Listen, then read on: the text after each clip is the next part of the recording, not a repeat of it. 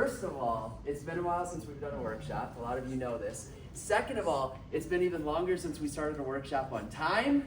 Already winning. I'm super pumped about this. All right, welcome everybody. This is our sleep workshop. This is perfecting your sleep, prioritizing your sleep, mastering your sleep, and I am very excited that you're here. A lot of you I've talked to in the office in the last couple weeks and really telling you should come to this. And the reason I've been so excited and hitting it so hard is not because I'm biased. It's not because I'm up here teaching and I want you guys to be here. It's because, seriously, this stuff works. In December, I started to utilize a lot of the things that not only I'm going to be talking about, but also Dr. Nicole and Dr. William are going to be talking about. And it has truly, truly worked. Like, more than I ever could have expected. And it's all pretty simple stuff. So that's our goal, is we wanted to simplify healthy sleep, simplify mastering your sleep. And it was in December that I'm like, ooh, I got to get my stuff together. Last year, stressful year. I have buddies that I spoke to and I'm just like, ugh, I don't know what's going on. Like, it got so bad for me for a second there that I actually, for the first time in, I don't know the last time, I went to a medical doctor, because I haven't had to. And I went in and I started getting a lot of tests because I was having heart palpitations. The way I could explain it is it felt like there was a little person inside of my heart that every once in a while would just go, boom, and it would just stop me in my tracks. And of course I didn't say anything to my wife, because why would I do that? I wouldn't want to freak anybody out or have her tell me I should do something about it. But I was trying to do something about it. I was trying to figure this out. I finally went in and started getting checked because I started getting some numbness down my arm. Like, it was getting weird. And I got every test under the sun. And a lot of you have been here before. It all came back normal. $4,500 later, I am normal. And honestly, I knew immediately, well, first of all, thank God, right? I'm glad my ticker's working, but I knew immediately, dang, I have anxiety. I thought I had control of it, and I didn't. And so what I started to prioritize was my sleep, because what I found was everything good that happened was even better when I slept well. Everything bad that ever happened was way worse when I slept like crap. It literally amplified. And so it was in December that I read this quote, and this is when I was like, boom, I'm changing everything. I'm making the decision to do something about this now. So I hope that this quote resonates with you, and then we are going to dive into this. It says, if your habits do not reflect your goals, you need to change your habits or change your goals. And I was like, man, I have some lofty goals. I think you guys know this. Like, we want the best for you. We want the best clinic in the Springs. And my habits weren't congruent with that. So tonight, I don't want to downgrade your goals. I want to elevate your habits. And that's what it's all about. So we are going to kick this off with Dr. William Gillum. He is going to come up. He is going to talk about the science of sleep, the why of sleep. And then Dr. Nicole and I are going to simplify the action steps, the tips, and the new habits that you can implement kind of tonight, but for sure tomorrow morning. So everybody, Dr. Will.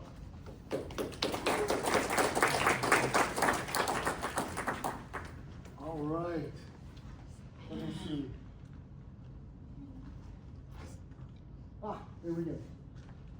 All right. 9 signs you need better sleep. Pretty explanatory. We all come across those pretty regularly. When we're irritable, if you've had kids, you tell when your toddler is cranky because they're irritable and moody, right? That's a sign that they need a nap. Same thing goes for adult men. Odds are, if they're irritable and moody, they need a nap. So we're all in the same boat. And by the chuckles in the room, most of you are agreeing with me on this one. I'm going to get into the rest of these as we go along. So I'm not going to go over them right now, but they'll be brought up in a few seconds. So, sleep is a problem. 50 to 70 million Americans have sleep disorders, which is a huge amount. And then 1 in 3 adults don't get adequate amounts of sleep. Which means, and then going down, 40% of adults will accidentally fall asleep throughout the day. I intentionally fall asleep throughout the day if I like. I've never done it unintentionally. I try though. That hasn't worked. So I want to establish some baselines before we get going. Sleep, as you can see, sleep changes through the different phases in our life. But say for a couple people in here, most of us are needing a minimum of 7 hours a night. Now I want you all to think, am I actually achieving 7 uninterrupted hours of sleep a night? That's a good question. So, why does a lack of sleep cause or equal disease? Sleep is our rest, heal, recover, restore phase. It is not about, getting sleep is not about feeling awake and alert the next day. It's about healing our body. And when we don't get the chance to have a good amount of sleep, then our body functions start to stumble. For example, you have a weakened immune system, which increases your likelihood of other diseases, cancers, and so forth. Heart disease can happen because without proper sleep, it increases your odds of blocked arteries, and it can create brittle coronary arteries as well, which can then lead to heart disease. It affects your blood sugar levels. You can't regulate as well. Again, everything goes back to getting that sleep, getting that restore function into your body, allows the sleep to regulate and control certain things. Now, most of these, the first 1, 2, 3, 4, 5, 6 are all physical.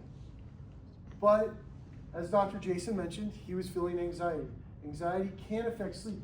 Depression, anxiety get worse without a lot of sleep. And one thing that actually shocked me is people who don't get good sleep. Suicidal ideation can actually become more prominent for those people. It just goes to show how powerful sleep is. So, this is our brain, and this is why sleep is important. We have our kidneys, which in our body are used to filter basically all our kidneys and our liver filter all the crap out of our body that we use. However, our brain has to do that as well. It functions slightly differently. In order to do that, you see on sleep versus awake, the difference. When you're asleep, your function of your brain goes more slow, and then you have the chance to detox your brain. It gets rid of biotoxins, infectious bacteria, heavy metals. If you don't have that proper sleep, it can't properly expunge that from your brain, which again goes into function and then leads into some of the psychiatric disorders as well, because the brain's not functioning as well. And that goes along with what I said. One of the things that gets cleared out is actually a protein called beta amyloid, and beta amyloid has been found to be a leading cause, an underlying cause in Alzheimer's disease. So if you're not getting proper sleep, this toxin, biotoxin, will build up in your body and stay there. It can't get expunged. It only does with proper rest. So, this was interesting. So I actually read the study. It was done on mice, and they found that the healthy brain cell, if the mice were sleep deprived, they found that their cells would start to, healthy brain, your brain cleaning cells would start to eat healthy tissue in the brain. So how does that work? You have 2 cells in your brain. They're called glial cells, is their main form, and then they come down into an astrocyte and a microglial. So the astrocyte, I'm going to look at my cue card to make sure I've got this right. Your astrocyte helps with, it's the electrician of your brain.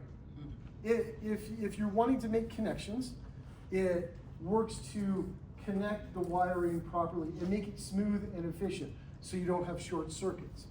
Your microglial cells, what they do is they are the garbage disposal. So if you're not getting sleep, those are still trying to function and trying to work, and the drawback is then they don't know what to do and what's not because they don't have time to function. That's why sleep deprivation can cause so much of this. So I'm going to go over the 3 stages of sleep here. So, first stage is light sleep, and that lasts about 1 to 7 minutes. The next stage is your deep sleep, and that runs from about 10 to 65 minutes. It's a large gap. And then your REM, or rapid eye movement, we all talk about needing this one a lot, because if you don't have good REM sleep, you're not going to have a good sleep. That again goes for about 10 to 60 minutes. However, all 3 need to work in conjunction. If you know, it's like that song that goes, love and marriage.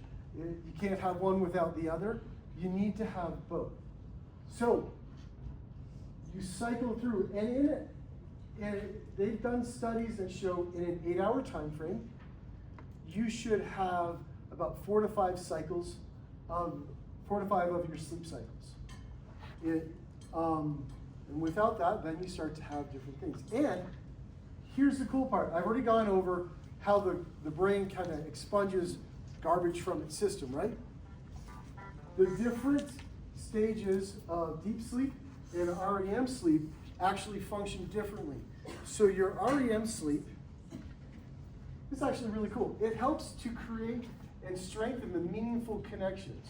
So if I'm making relationships throughout the day with people or with people, because that's who I deal with all day, it helps to reinforce the positive connections in there. When we're in deep sleep, that helps to quell those racing and worrying thoughts that kind of rattle around in our brain. So it's interesting, they both function separately, but they both work to creating better health for ourselves. Our circadian rhythm is a cool little thing. It is basically our internal clock. It is in charge of telling us when to eat, when to sleep,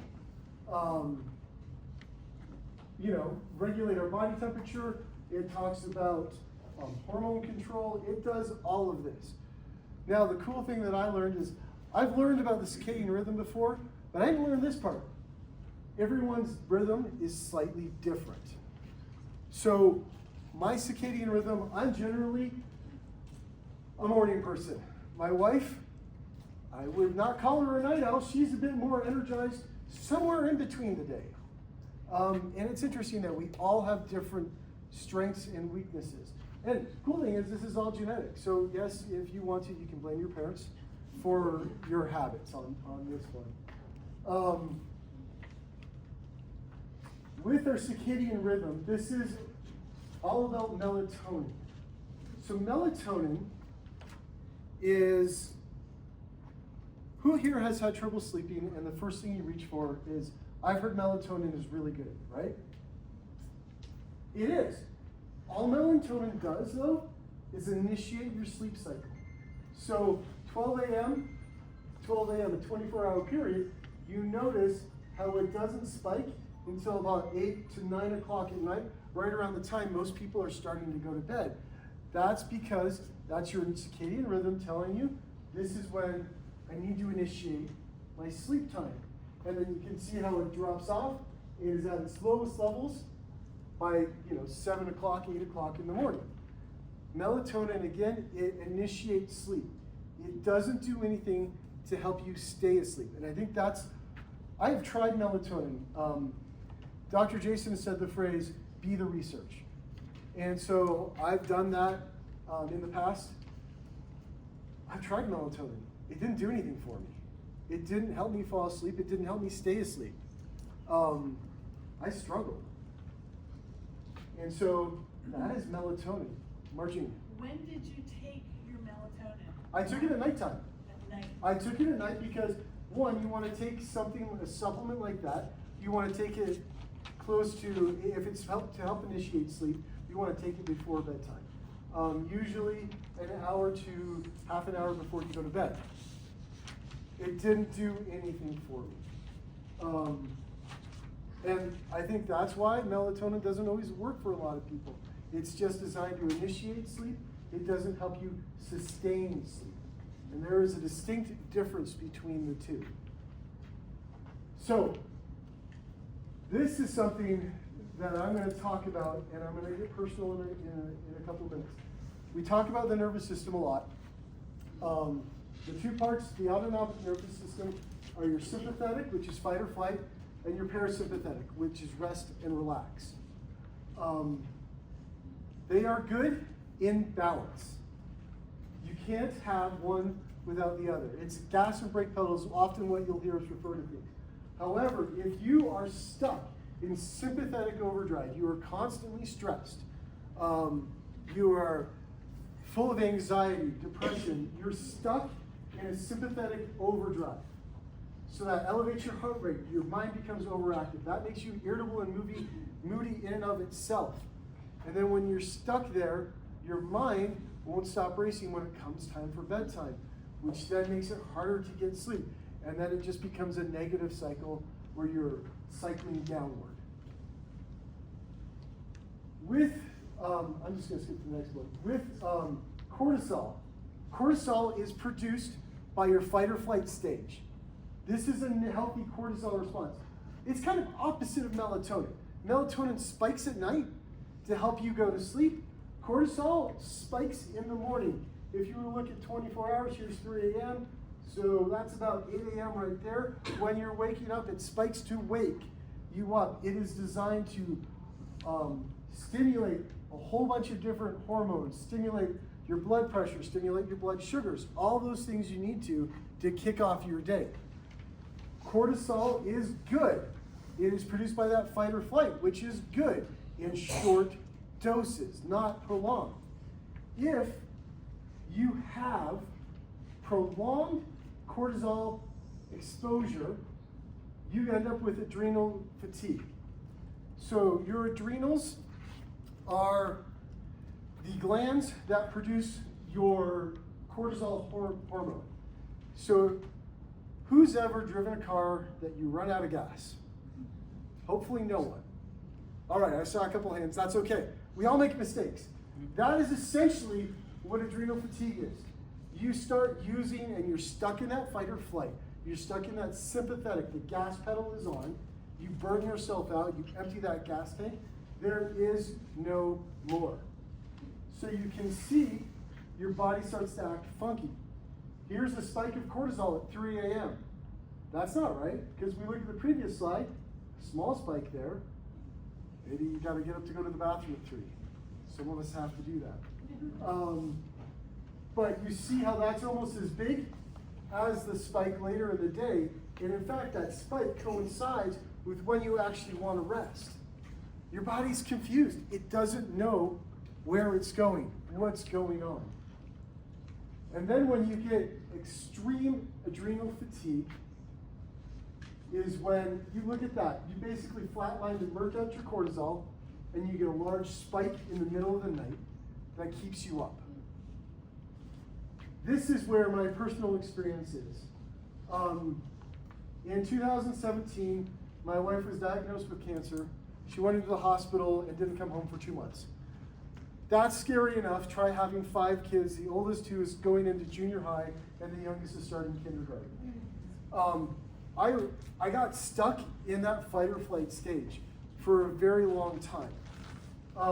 Even after that year was done, I had a private practice at that time. I closed it down. I started my career as an associate doctor, and I went to work at other clinics where it was just high stress constantly.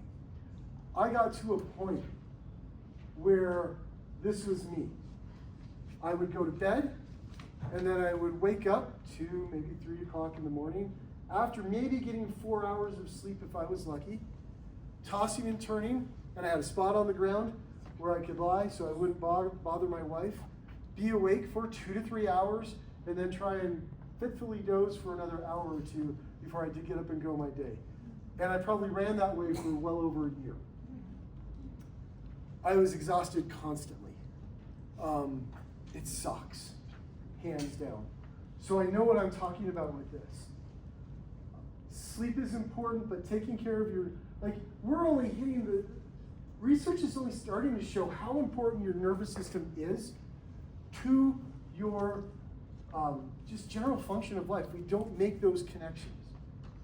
And so for me, this just strikes home. I know how important it is. I mean, if I'm supposed to get 7 hours of sleep a night on average, and I was maybe getting 3 to 4 solid, that's a huge deficit that I cannot make up. Because we always joke about it when you're a young parent, I'll sleep when the kids sleep. Brooklyn, it's not true, you never do. And so, yeah, sleep is important. Getting yourself that sleep gives you the capacity to do more. It gets you out of stages like this and allows you to get up and function, which is just super important. Dr. Jason's going to go over his portion now. All right, so he had talked about the circadian rhythm, and I think you've all heard of the circadian rhythm, right? So we're going to flip this a little bit, and we're going to talk about the cortisol melatonin rhythm. That's what I really want to focus on. So Dr. William, he started talking about cortisol in the morning and melatonin at night, and they go off of each other. They feed off of each other, which is pretty amazing. The human body, friends, is absolutely amazing. And so we are going to teach you some things in order for you to kind of tap in, balance, and regulate that cortisol and melatonin rhythm. The easiest, the most effective, and the most direct way to have an impact on that rhythm is actually to simply view morning sunlight. I swear on my life, if you just did this one thing, you could probably go home right now and already start to have an impact. Because what happens is, when you wake up, like he said, cortisol is that hormone that starts to kind of pulse.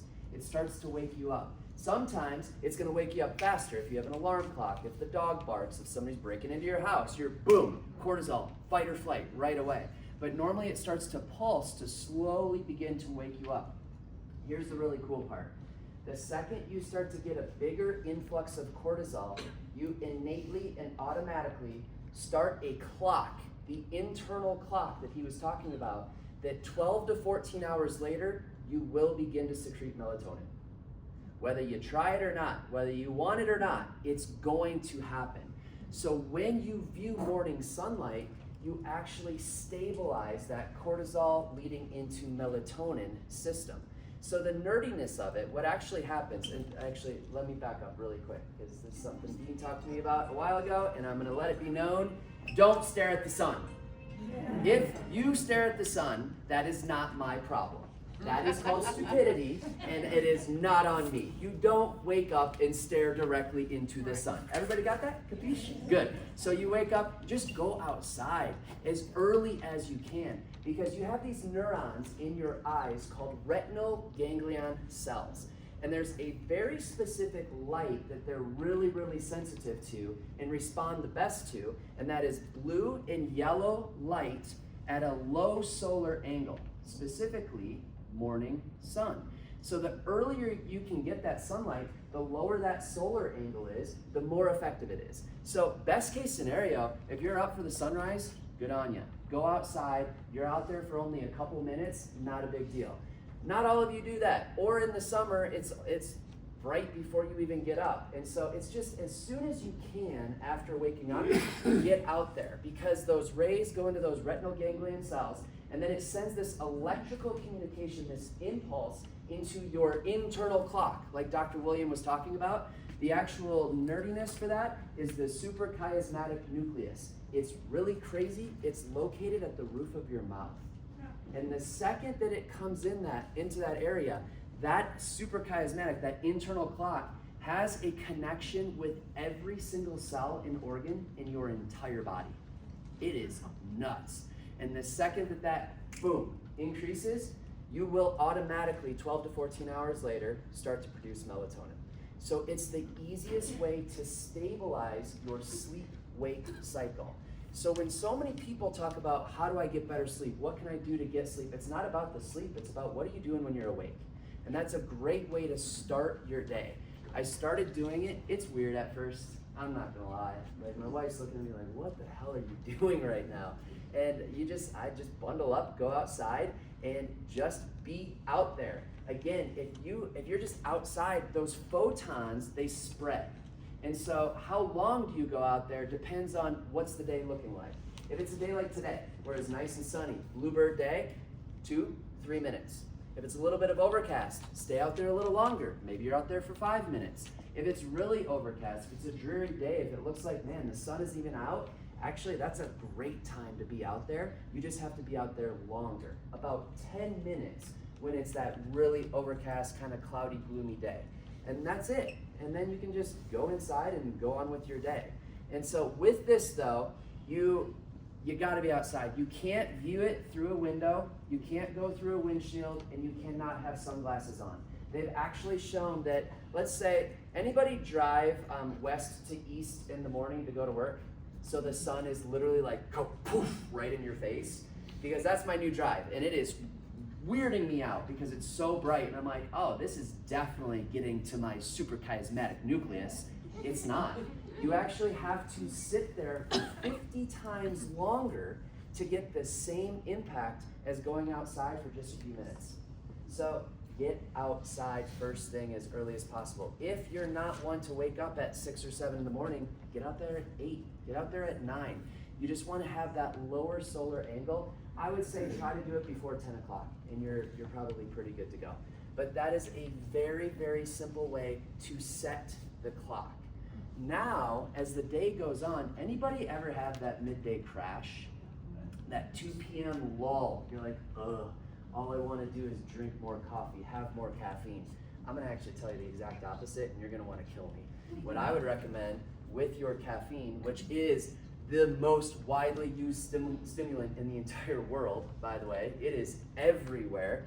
Instead of drinking caffeine right away or drinking more caffeine, I'm going to challenge you to delay your caffeine intake 90 to 120 minutes after you wake up.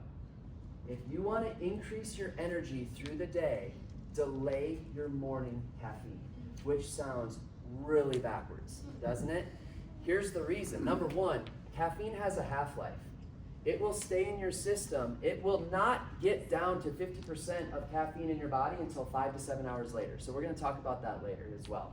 But when you wake up, there's something, cortisol comes in, and if you drink caffeine, you actually, it's not enhancing that cortisol melatonin rhythm right there. It's actually starting to affect it and kind of inhibit that. So you're not going to get that big cortisol pulse because caffeine is actually doing the stimulation for you and cortisol doesn't have to do it. So you're automatically going to have an effect on that rhythm.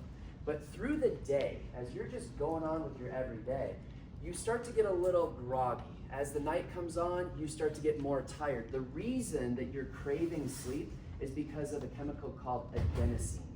So adenosine builds up through the day and it causes you to want sleep. It is sleep cravings, sleep hunger. When you go to sleep, your body is going to clear out as much of that adenosine as it can, depending on how much sleep are you getting, how quality of sleep are you getting as well.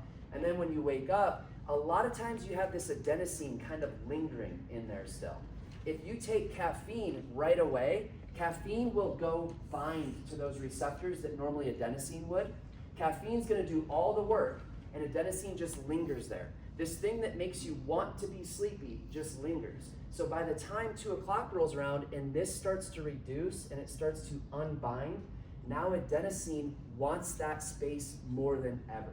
It's called affinity. It wants it more, so it's going to bind and it's going to do its job quickly. So right when this starts to come down, adenosine is there and boom, it comes in, and that's where that 2 o'clock crash comes in. So what happens is if you delay the caffeine, you're going to let cortisol in the morning wipe out and clear out any lingering adenosine, which is going to push that whole rhythm back further as far as the sleep goes. I hope I kind of made sense of that, because it's kind of a weird, heady thing. But is there any questions on that one? Because I started doing it, and oh my gosh, it works. Yes? I'm sorry, you said 90 to 120 minutes. After waking up? After waking up. Okay. And so I'll kind of walk you through how I accomplish this, because I'm like, I can't do this. I love coffee. I love caffeine. I found out I like the routine. I found out my dogs like the routine.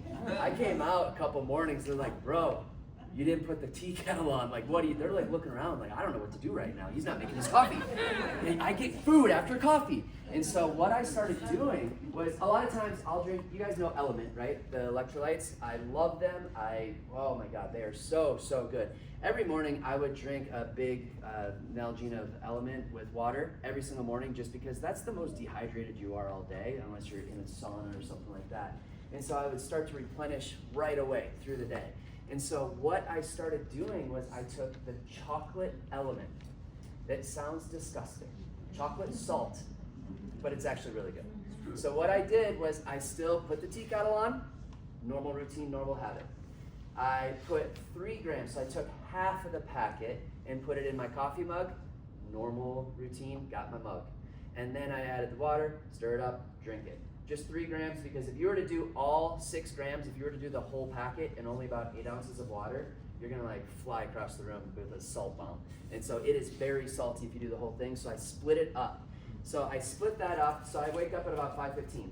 And then I come out, do my thing with the dogs, and then I do my first cup of chocolate Element, which they have chocolate chai, chocolate mint, chocolate caramel. Chocolate caramel is really good. I found that one recently. And so I would drink my first cup of that. By the time I was done, I drank the second half of it, and then the next thing you know, it's been 90 minutes and I make my first cup of coffee. So the cool thing about that, the cool thing about that is I've delayed, I'm clearing out my adenosine, I'm giving my cortisol a chance to come up and do its real job. I'm creating this cortisol melatonin strong rhythm, because not only has it given me energy in the afternoon, I am ready for bed like I've never been before. I swear on my life. I'm one of those for a long time where I'm tired. My head hits the pillow. I'm wired. Those sons of you know what that say, oh, I'm tired. I hit the pillow and I'm out. I'm like, one of those. I hate it. So I like hit the pillow and I'm wired. My brain goes a million miles an hour. This has actually been calming my brain because the melatonin has been kicking in big time.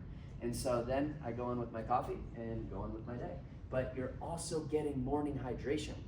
That's the beautiful part. You're hitting 2 birds with 1 stone. You're getting water, you're getting electrolytes. I'm getting the things I normally would have done. I still got my routine. I'm still getting my caffeine and coffee, and it's just a different way of doing it. So what kind of chocolate are you putting in there? Because chocolate No. has caffeine in it. No. It is chocolate flavored Element. So what's used for the chocolate flavor? Oh, I don't know. I would have to look. I think it's like cacao or something like that. A cow? Cacao. Yeah. Well, cacao has caffeine in it. It's not. It's gonna be extremely trace. Okay. Like very, very. Because the majority, it's just a flavoring. The majority of what you're taking is sodium, potassium, and magnesium in Element. So yeah, it's very, very little. Honestly, there's a lot of things that we ingest in a day that have caffeine in it, right? That brings me to another thing, is a lot of times when people hit that 2 o'clock lull, the first thing you want to do to get out of the lull is what? Drink more caffeine, drink more coffee. I understand that a lot of you are like, don't worry, caffeine doesn't impact me. It might not impact your ability to fall asleep. It will impact your ability to get into deep and REM sleep, because it's physiology, guys. So it's having an impact on you. It's a small portion of the population that has a mutant genetic, you're like an X-Men, that literally does not have, caffeine doesn't impact you whatsoever, but out of like 70 of you right now, that's maybe 1 or 2 of you, not many. And so if you're drinking that caffeine, another cup of coffee at 2 o'clock, you still have 50% of that in your body at like 8 or 9 o'clock. 50%. So by the time midnight comes around, you still probably have like, I don't know, 20% left or something like that. So it stays for a very long time. This is a very long half-life with caffeine. I personally do not do caffeine after 12 p.m. And that's because, again, like Dr. Williams said, I've tested myself. Some of you could probably do 2 o'clock and be okay with it. For me, anything after 12, I feel the effects. My mind races. And so that's why I like the challenge of delaying your delaying your caffeine. But try the Element. A lot of you take it already anyway, but that could be a really good way to just buffer that. I don't know what Element is. It's electrolytes. Oh. So Element, we have it back there. It's a box. It has these small little packets in there. It's 1 packet per serving, and so it is just electrolytes. It's a big, lot of sodium, and then it's got potassium and magnesium. And so a lot of you, if you're dehydrated and you're like, man, I feel dehydrated, but I'm drinking enough water, you're not getting enough electrolytes, or you're diluting your blood and your cells. You're drinking so much water. Think of it, if you have this big vase right here that's filled with water and you have a lot of salt in it, if you add more water to it, you're diluting the amount of salt in that vase right there. That's what we do to our bodies sometimes.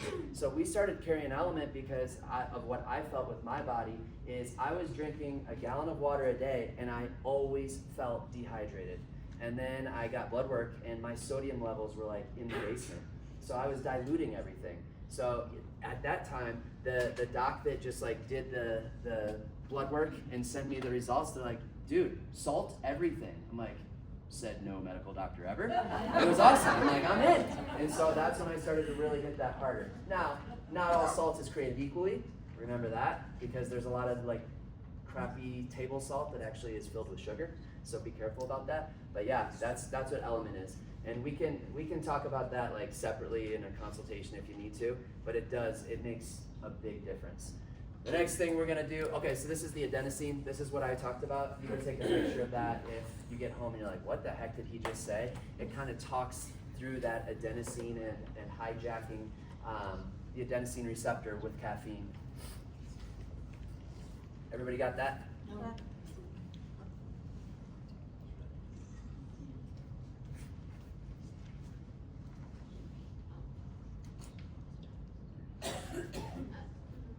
All right, so now, working out in the morning really, really does help with your sleep, specifically in the morning.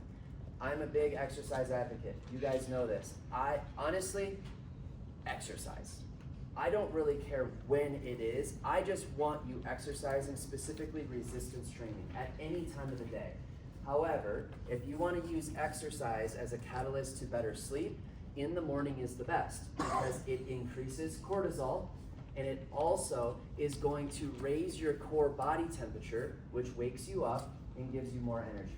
So when you're exercising, you guys know you get warm, you sweat, your respiratory goes up, your heart rate goes up, your blood pressure goes up, everything goes this way, which is good in the morning because you want to wake up with that.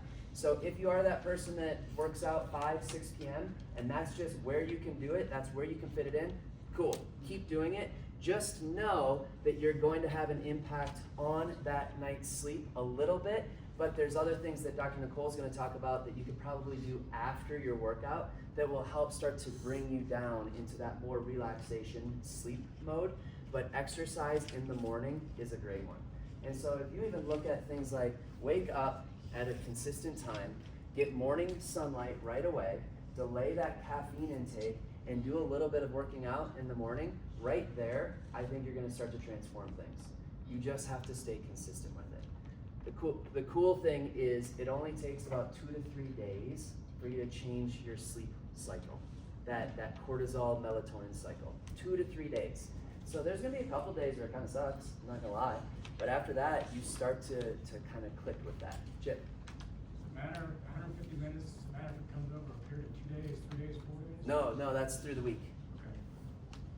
Yeah. If I work out late, say late in the morning, 10, 11 o'clock, by 3 o'clock I'm tired, and I'll fall asleep. What was that? I said by 3 o'clock in the afternoon, I'm tired from working out, and I'll go to sleep. Okay. So like nap sleep, or like you're going to sleep? No. Oh, yeah, okay. Well, my next thing is take a nap. Thank you, Randy. That's perfect. You read my slides. It's like, perfect. If your body's telling you that it needs a little recharge, recharge. I am a big fan of naps. And some of you, you're like, no, I can't do it. I don't want to do it. I will tackle that in a second. But don't be afraid to take a little snooze. Also, don't go too long, because if you go too long, you will start to potentially tap into that deep and that REM, and you're gonna wake up pretty groggy. If you even take a 20-minute nap, if you're that person that every single time you nap, no matter how long it is, you always wake up more tired, that's actually because you're not ever getting into deep and REM sleep at night. So that is your telltale right there. So you're gonna wanna do these other things to increase the quality of your sleep. Not necessarily the quantity.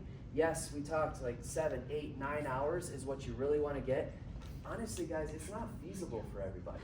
I get that. So if you can get 7 hours, but you're getting 3 hours of deep and REM, or 2.5 hours of deep and REM, you're crushing it. You're getting good quality sleep.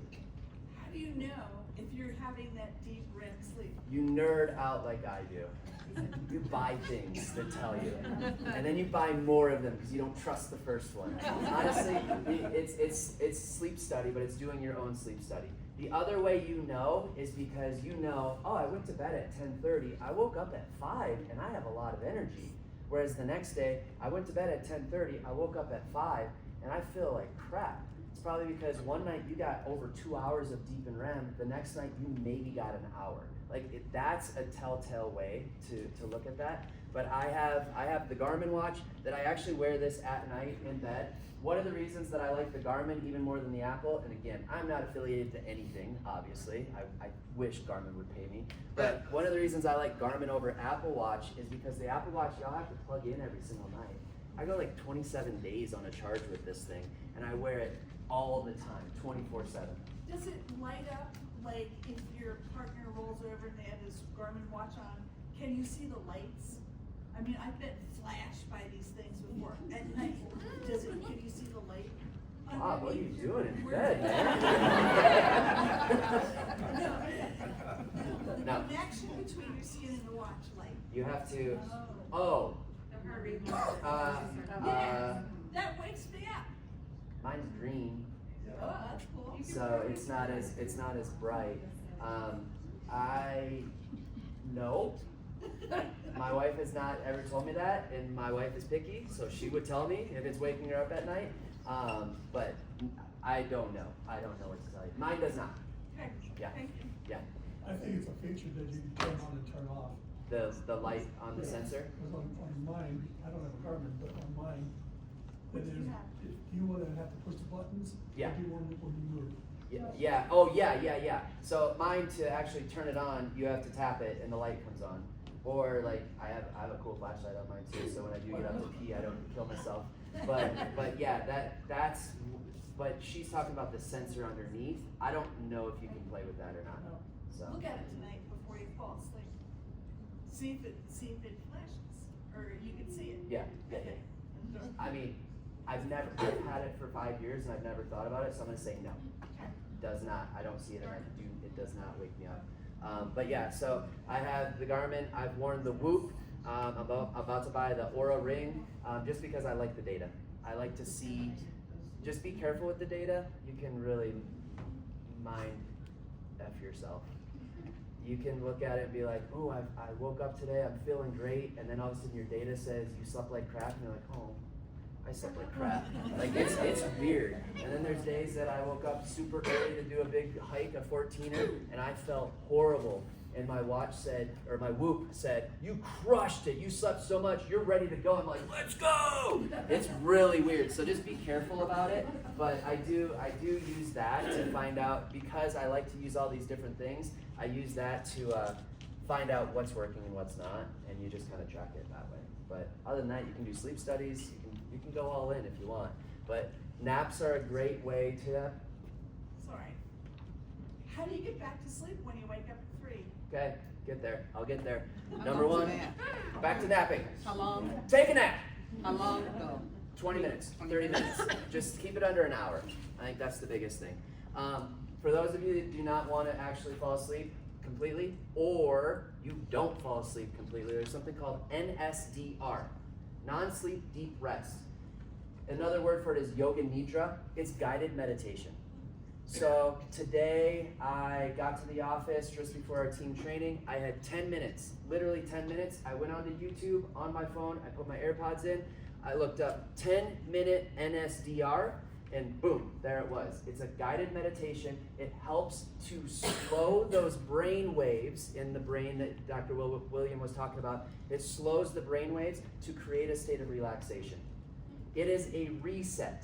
Think of your phone that is dying throughout the day, and you're like, if I keep going like this, it's gonna be dead and I can't use it at all. I'm gonna plug it in for 20 minutes.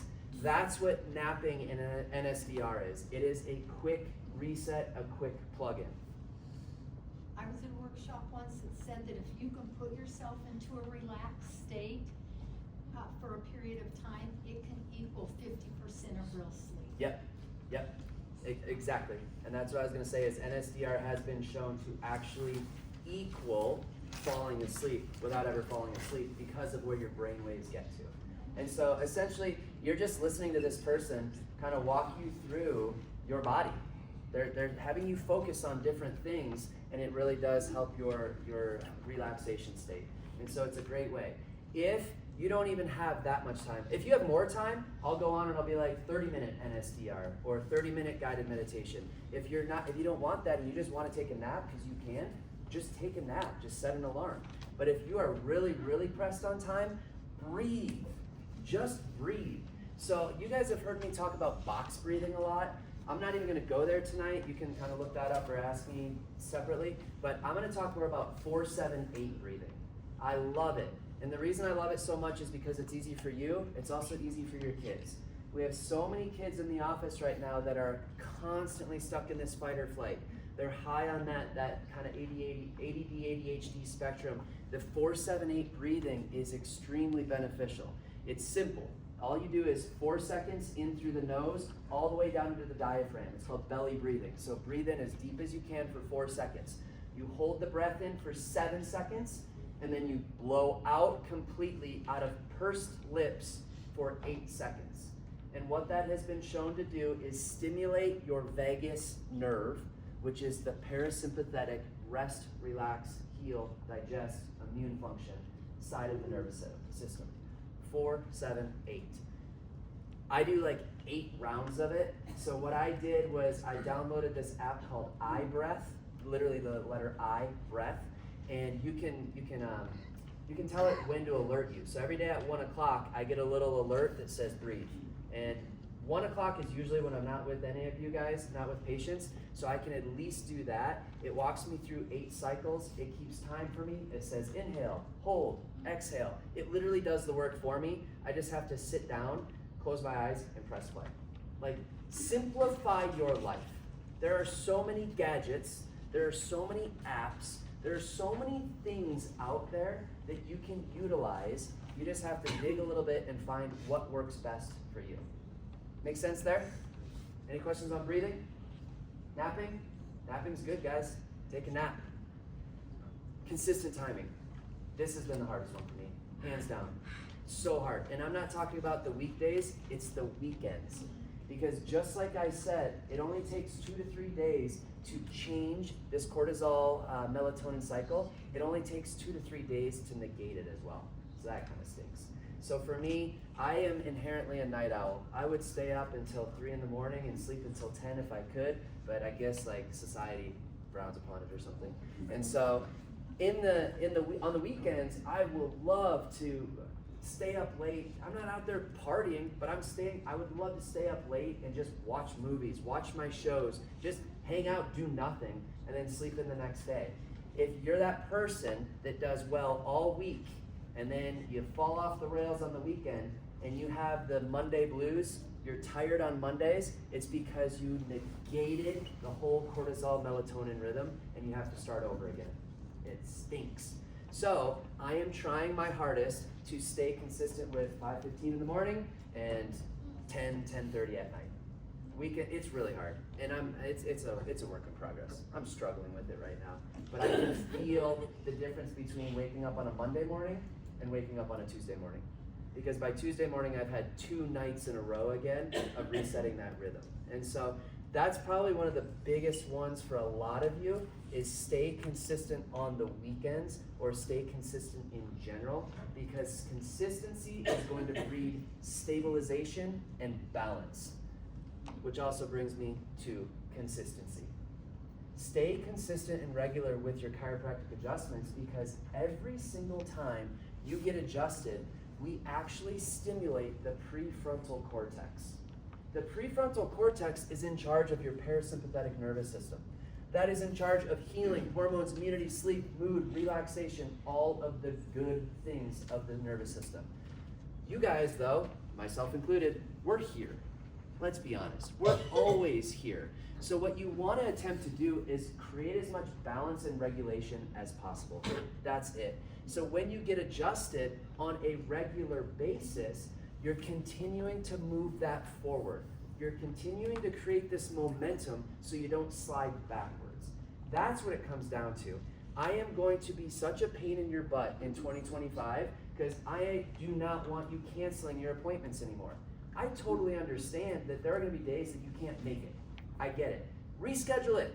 We're there 5 days a week. We're there mornings and evenings and in the afternoons and everything.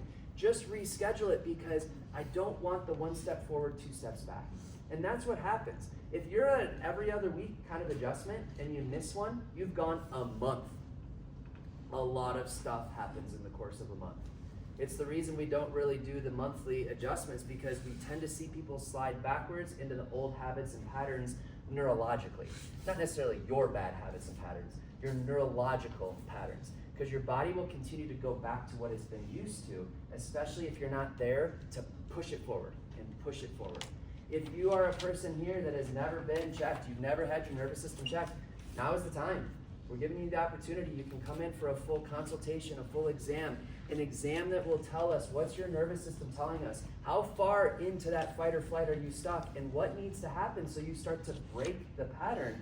You have the opportunity to come in and do that, and I'm going to tell you to do it because it's amazing how much information your body wants to tell you when you start to open up and listen to it. You have to dig in. You have to nerd out with this. Normally that's $149, including that first adjustment in our office. But if you're a guest here tonight, or if you're somebody here that's already a patient, but you want your spouse or your kids or whoever to come in and start this as well, then you can bring them in. It's $49. You got nothing to lose. It is just get the information and figure out how can you tap into the parasympathetic.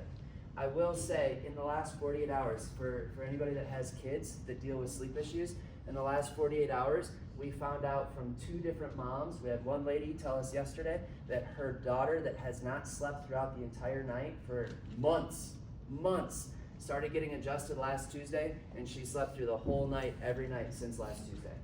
Another one, I think, might be here. I think I saw her. Her son is actually sleeping in his own bed for the first time in a very, very long time because this has calmed down. So kids are wired the same way as you. It's just tapping into that. So please keep the momentum. Don't go backwards when there's so many things that you can be doing. When all else fails, start to hit some supplementation. So if you're having all of these things and you want to just say, how can I take this to the next level? Start to do some of these things because this works. And we changed this drastically because Dr. William, myself, and some patients, we guinea pigged ourselves hard. We were the first ones to start taking this. We were like, I don't know, we're just going to give it a shot. And it actually worked really well. So Dr. William went from that 3 or 4 hours of sleep a night to 6 to 7 hours of sleep now. I went from 7 to 7.5 hours of sleep a night, but an hour of restorative, regenerative sleep, to now I average about 2 to 3 hours of restorative sleep deep in REM a night. And I know that because I have been tracking it. And so this stuff really works. Magnesium, that is hands down the one. It's simple, it works. It is going to stimulate or help support serotonin, which is another hormone, which then creates melatonin.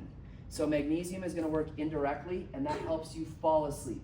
Glycine does the same thing. Those will help you fall asleep. And inositol is a B vitamin. That's the one that helps you stay asleep or fall asleep faster if you wake up in the middle of the night.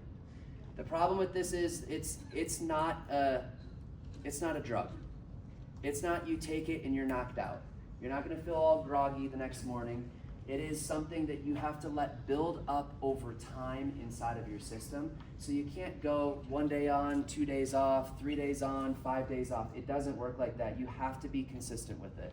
So if there is a name to tonight, it is consistency.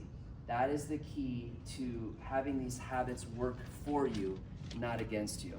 This one, I take a scoop of this and a scoop of this. I put it in a mason jar and I shake it up because I don't like when the mag citrate gets clumpy. So I shake it up really fast. I have 2 inositol capsules that I take with that, and I take it about an hour before I go to bed, 8:30, 9 o'clock, and it's beneficial. And so we did have another patient literally last night. I didn't ask for this at all. She's like, I finally started taking it and it works. It absolutely works. Her name's Rebecca, and I was blown away because she was having a lot of sleep issues. It took a long time for her to regulate this. And so this is another supplement protocol that can make your life easier. You just have to take it consistently. That's the bottom line. So I'm gonna have Dr. Nicole come up and continue with a couple of other things that you know about that you can continue to hit hard. But does anybody have any questions on those things? Yeah.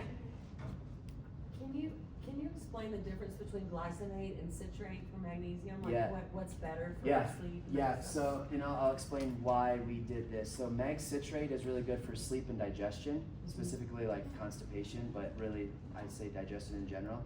Mag glycinate is really good for sleep and muscles, and so muscle cramping, muscle dehydration, muscle recovery, that kind of thing. And so I have just noticed that there are so many people with digestive issues, like across the board. This is the one that we carry, and then we add in the glycine. Glycine is an amino acid, and they're finding now that most people are extremely deficient in the amino acid glycine. And so that's why it's a totally separate supplementation than just mag glycinate. You could take the glycinate if you want to, and I think you'll still do well with it. I don't know why. I have found that one has been more beneficial for people for sleep. So, yep. Cool. Here we go. Muy buenas noches, mi nombre es la doctora Nicole Cordero Ramos, and just like I have to turn my flip from Spanish to English with you guys, and it's a little bit difficult when it's a big crowd, I want to help you guys start flipping that switch between the things that you have to do throughout the day to how we get ready to prepare our nighttime. The first thing, and many of them are things like Dr. Jason mentioned, you have heard it over and over and over again, so I'm gonna sound like a broken record. It's not things that aren't necessarily new, but we have to hear a couple of times for actually take action and start implementing many of those. The first one is gonna be related to our food and what we do and when we eat it and what we eat. We should start avoiding and taking food, any kind actually, between 2 to 3 hours prior of bedtime, because our body's gonna require that time to start going through that metabolic process of processing our food, and we don't wanna be between that process when we are right getting into that deep, restful time. Mainly, we should start avoiding things as carbs, sugars, juice, anything that is gonna increase that glycemic intake and increase your blood sugar, because that is gonna create a big surge of energy that most likely is gonna wake you up in the middle of the night and then make it really, really difficult for you to be able to fall asleep later on. If you're gonna choose better food to eat around nighttime, things that are high in protein, ideally grass-fed wheat protein. We also have the option of yogurt and avocados as well. Those are gonna be some good things to snack if we're gonna choose to do that later on in the day, because our body's gonna process those way better. Another one that should be a given, the alcohol intake. A lot of people use alcohol as a sedative or something that is gonna help calm them down to be able to go to bed. But the thing is that it might help you fall asleep, but it's definitely not gonna help you later on to stay asleep. It's gonna wake you up, because alcohol, when our body's gonna metabolize that, it's gonna turn it into sugar. So we're gonna end up right in the same place as when we talk about the food. The other really cool thing that we have here is the temperature. Dr. Jason was talking about how light is the trigger or that stimulus that is gonna start our body to get into that circadian rhythm. Temperature is gonna be the one thing that is actually gonna give you the cue to start getting sleepy. Many of us find that it's easier to fall asleep in a room that is actually cooler rather than one that is warmer. And that is because our brain actually has to decrease the temperature by 2 to 3 degrees for us to actually start falling asleep, to start promoting that melatonin release. So with that being said, when we talk about temperatures, ideally 60 to 69 degrees will be that range where we want to be able to go to sleep. If you're gonna start testing that for your case, because for what might be really cool for someone, it might be perfect for someone else. So it's almost like going through an experiment to find out the temperature that is gonna work for you. I do recommend going more on the cooler side and wearing layers for clothing, to go to sleep, blankets, because the really cool thing that our body has is that if you start feeling that it's too warm and we need that cool sensation, we do have areas in our body like the top of our head, our hands, and our feet that are gonna start regulating that heat exchange. So you naturally are gonna just start taking that leg out or that hand out to start regulating that temperature.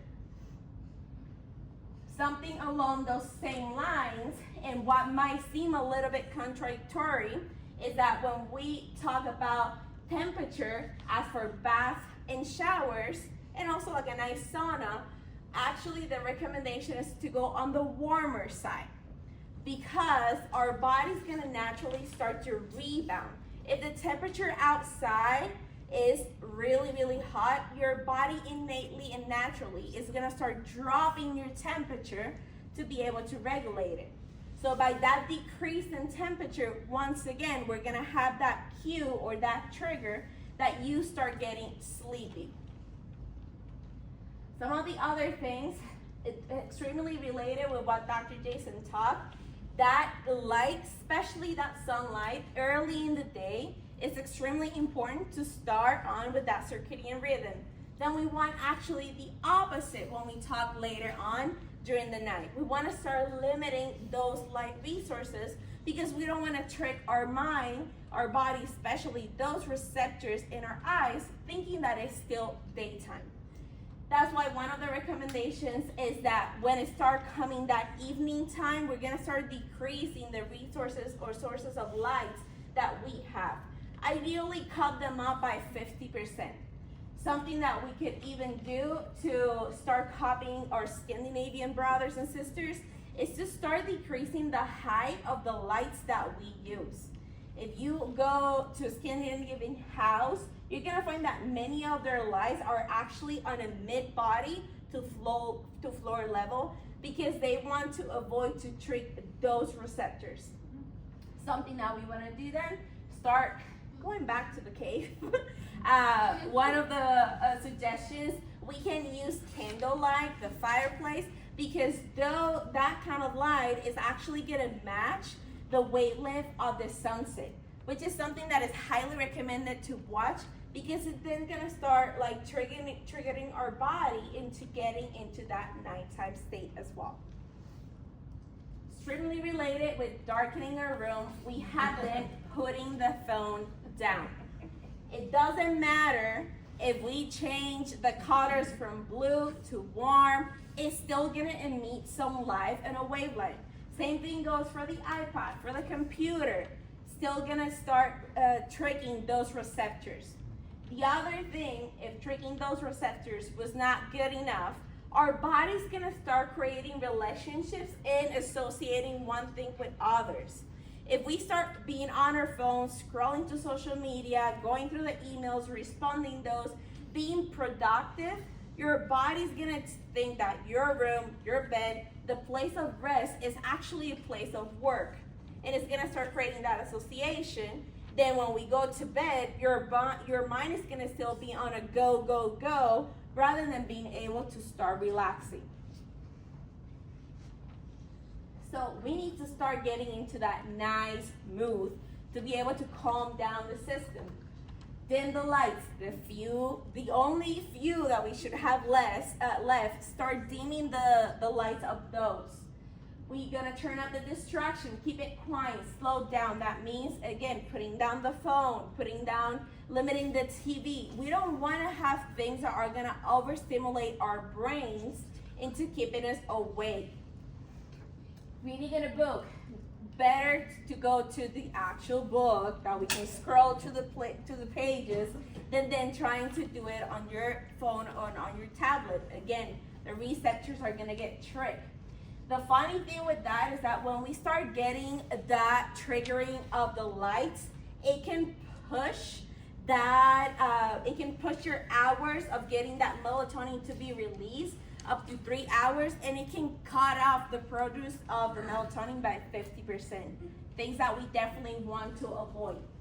Make it a routine. Just like we don't want to create bad associations with the phones and everything, we do want to reinforce the good one.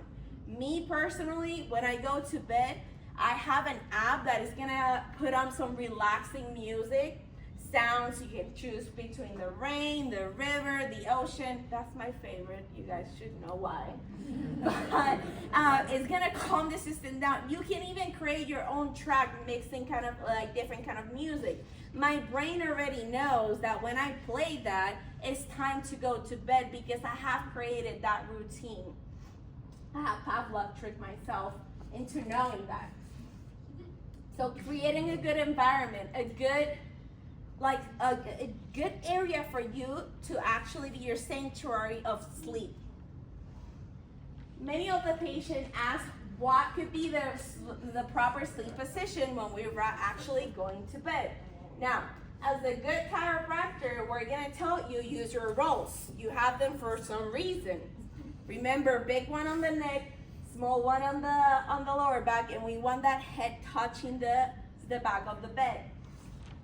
Now, we do know that some patients are not able to fall asleep with the rolls, and that's okay. 10 to 20 minutes is what we suggest for you guys to be able to be there, relaxing that neck, giving you a nice stretch right before you go to bed.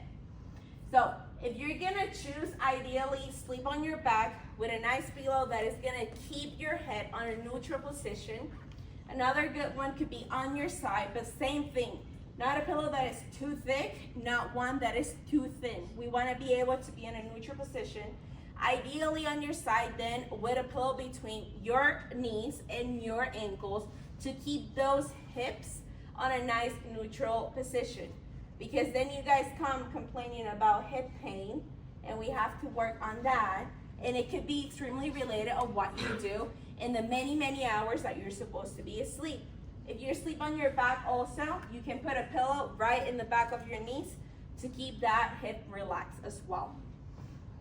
Now, if none of those are gonna be your jam, the good position is the one that is actually gonna keep you asleep and help you sleep. We don't suggest to do it on your belly because that means that those nice 7 hours that we're striving for to be sleeping, you're gonna have your head rotating for that amount of time. And that is gonna cause a lot of issues then later on with the rest of your body. Now, a bonus here, make your bed. Like mom used to say, let's make our bed so our room is gonna look nicer. It has been proven by studies that when your room is organized and it's a calm environment, you can sleep 19% better. That's why many of us, when we go to a nice hotel and the bed is already like nicely prepared, and there's like minions holding the sheets down, that way they're so tight, we can actually sleep better. And it's just because it's a more calm environment. Some of the action steps in general also for you guys to start having that proper sleep, like I said earlier, as good chiropractors, we're gonna tell you to go and get adjusted. Let's start regulating the very system that is controlling everything that we have talked about today, your nervous system. That's your main computer, it's the one in charge of everything. So we wanna start regulating that so you can apply everything that we have mentioned. If you are not a patient in the office and you're a guest today here, then go ahead and make your new patient appointment. We want to be able to be friends with you and to help you have proper sleep, among many, many other things. Some of the things Dr. Jason already mentioned, if we can start get that needle moving, it takes 3 days to start creating those positive reinforcements. Now, if we're gonna extend it really far and we're gonna go for the gold medal, then we can start implementing everything that we have mentioned today. We have plugged out all the phone, the tablets, etc. 30 minutes, for sure 30 minutes before sleep, ideally a whole hour before. Create that blackout sleep sanctuary. That way we're not triggering any receptors into thinking that it's still daytime. Wake up at the same time. Part of creating that nice routine, lower the temperature, morning sunshine, etc., etc. We wanna be able for you guys to create that perfect routine that is gonna keep you energized throughout the day. That's the cue. All right, so here's the deal. This was a really hard one because this would have been 3 hours long, and we tried to get it into an hour or just over. So I hope that you got some stuff. Raise your hand if you have one thing that you're going to implement either tonight or tomorrow. So now, if you're a courageous person, tell me what that is. Morning sunshine. Morning sunshine. Breathing. What's that? Breathing. Breathing. Nice. Yeah. Delaying the caffeine. Yeah. Good luck. Putting my tablet down and not reading books on the tablet. Yeah. Get a real book, right? Yep. I know that. Yes, I'm with you on that one because I have always done a lot of my reading on my phone to try to shut off my brain, and I do get blue light glasses at night, which I was gonna say for those of you that wear blue light glasses all day, you probably don't need to because blue light is good.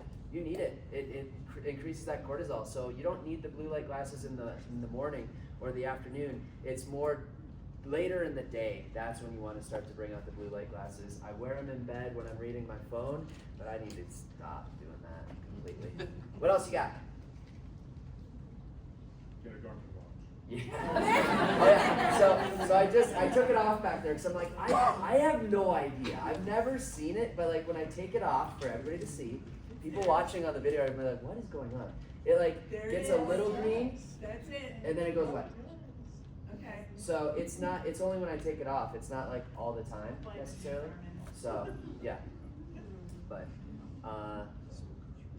okay, sounds good. So here's the deal. Oh, go ahead. I have a question. Yeah. What about books on tape at night?